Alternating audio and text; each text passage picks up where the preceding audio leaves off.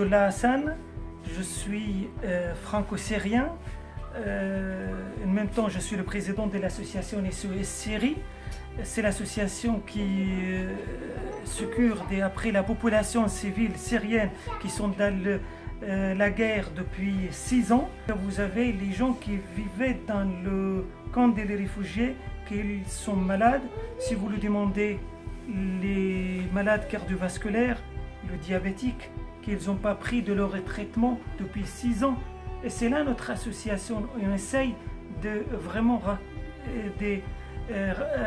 demander les aides ici en France pour amener les médicaments pour les réfugiés syriens dans le camp des réfugiés, aider les bébés avec le lait. Tout à l'heure, on a vu des images vraiment de l'eczéma et de l'allergie pour les enfants qu'ils n'ont pas vraiment le lait. Et comme vous le voyez, la situation dans le camp des réfugiés, si je vous le dire, il y a chacun parmi nous à l'intérieur de la maison, il a de l'eau chaude. Et quand vous êtes dans le camp des réfugiés, et minimum, si vous voulez, il y a une toilette pour 70 personnes. Et quand vous le réveillez le matin, vous n'avez pas ni de l'eau ni froide ni chaude. Et c'est là, si vous voulez, et c'est la difficulté qui commence. Quand vous le voyez, les camps des réfugiés, pendant l'été, la chaleur il est jusqu'à 48-50. Et comme vous le dites, il faut le boire. Le boire quoi? Mais il n'y a pas même de l'eau. Même si vous le trouvez de l'eau, il est dans le citerne. Le citerne, il est sous le soleil. Quand vous le prenez un peu de verre de l'eau et vous n'arrivez pas à le boire, et je ne veux pas vous parler de la qualité de l'eau, je ne veux pas vous parler de la couleur de l'eau. Et ça, c'est l'été. Quand vous le voyez, l'hiver, comme la situation, les imagines, les routes sont impraticables. Quand vous le voyez dans la tente, il y a de l'eau à l'intérieur. Quand vous voulez dormir, vous dormez vraiment avec quelque chose humide. Quand vous voyez à l'intérieur de votre tente, vraiment, il n'y a pas la couverture. La tente, on essaye de trouver vraiment le moyen avec des bâches.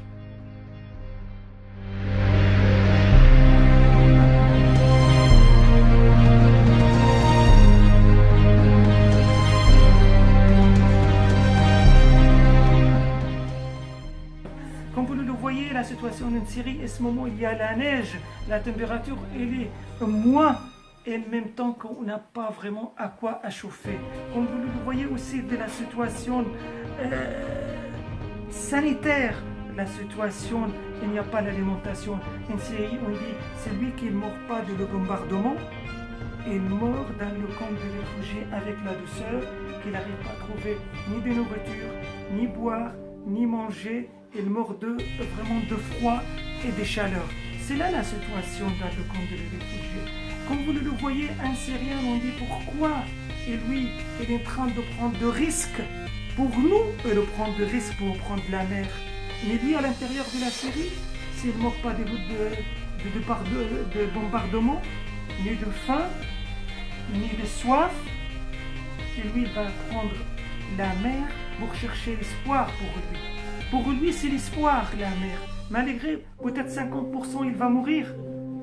Pour nous, on dit, mais comment ils vont prendre la mer, mais ils sont en train de payer pour traverser la mer, pour retrouver vraiment le strict minimum en Europe.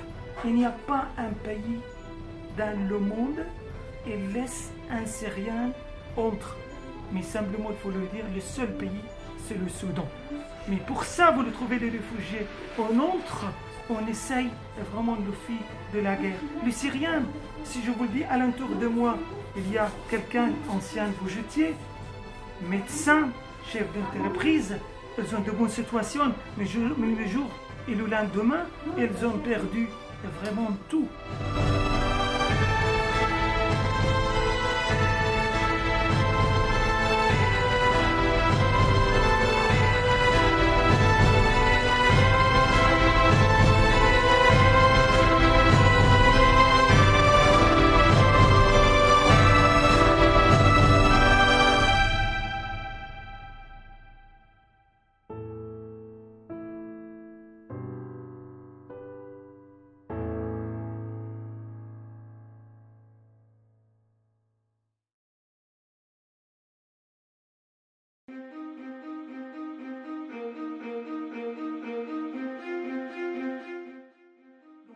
Parfois, on pense que nous sommes à l'abri, mais on n'est pas à l'abri. Quand quelqu'un il est malade, s'il y a des catastrophes naturelles, s'il y a l'inondation, s'il y a le vague de froid, et c'est là où on a besoin de chacun et pour l'autre, pour la solidarité entre l'être humain. Donc l'humanité, nous sommes de frères dans l'humanité avant quel qu'il soit qui nous sépare, avant la religion qui nous sépare, avant la nationalité qui nous sépare. Nous sommes de frères dans l'humanité. Et là, en France, on dit quelque chose, nous assistons personne en danger. Mais nous, le monde entier, on est en train de le voir, la situation des Syriens. Est-ce qu'aussi on n'est pas responsable? Il y a pratiquement tous les mois, une semaine, je suis sur place. Et quand je le vois, cette situation, c'est mon devoir d'être humain, mon devoir de médecin, mon devoir de franco-syrien. Je présente la France, je présente la Syrie. Je connais très bien le camp des réfugiés. Personnellement, j'ai vécu aussi 2 ans dans le camp des réfugiés quand j'étais petit. Donc je connais très bien la situation dans le camp des réfugiés, la souffrance des enfants, la souffrance des habitants. Donc on espère un jour, on trouve vraiment la paix en Syrie, la paix dans le monde entier, quand on a besoin. Qu'est-ce qu'on rassemble, plus qu'est-ce qu'on peut nous diviser. On a besoin des langages de l'humanité, on a besoin d'être solidaire, on a besoin de mettre la main l'un avec l'autre pour vraiment être, on pratique cette humanité. Je vous remercie.